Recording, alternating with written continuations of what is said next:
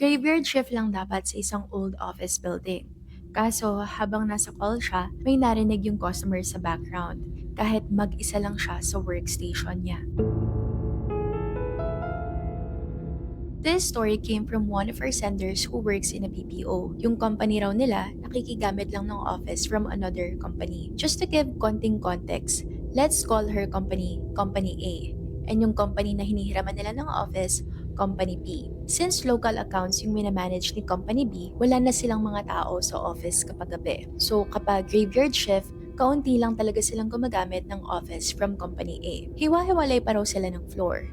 So kapag madaling araw na, sobrang tahimik ng bawat sulok. Kinda creepy. And according to the sender, old building na rin yung office. So extra creepy talaga. One work night, everyone was just taking calls in the office. Late raw si sender that time kaya nailagay siya sa random workstation sa pinakadulo. Yung mga teammates niya magkakasama sa kabilang side ng office. Siya naman mag-isa sa dulo. Sobrang lamig daw sa station niya. Usually, hindi raw siya nagdadala ng jacket sa office kasi hindi naman usually ganun kalamig sa floor nila. Pero that night, for whatever reason, iba. Yung lamig na tumataas yung balahibo mo. At first, inisip niya na baka tinaasan lang yung aircon or baka anxious lang siya for some reason. Regardless, she sat down and got ready for work. But as she sat down, may naramdaman siyang kakaiba. Yung feeling na may nakatingin sa kanya. Which didn't make sense kasi mataas yung privacy panels nila pero ramdam na ramdam niya. Then habang naglo-login siya for work, may naramdaman siyang parang may gumagalaw sa paligid niya. Parang may dumaan or may umiikot sa station niya. So huminto siya.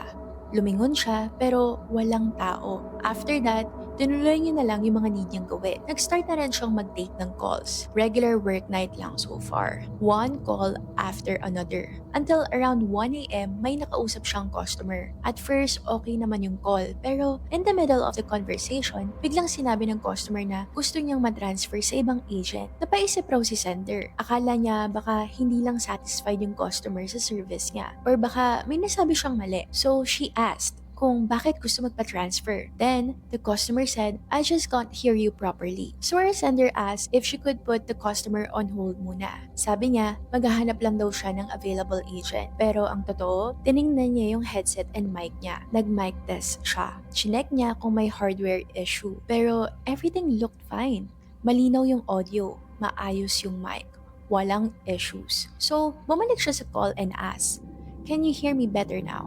And the customer said, yes, it was just so noisy earlier. Then, tinanong siya ng customer, are you working from home? Then, dagdag pa nito, there was just a lot of background noise, like kids and stuff. That's when our sender froze. Kasi to her, that didn't make any sense. Kasi nasa office siya, nasa pinakadulong workstation. Walang dumadaan, and again, yung teammates niya nasa kabilang side.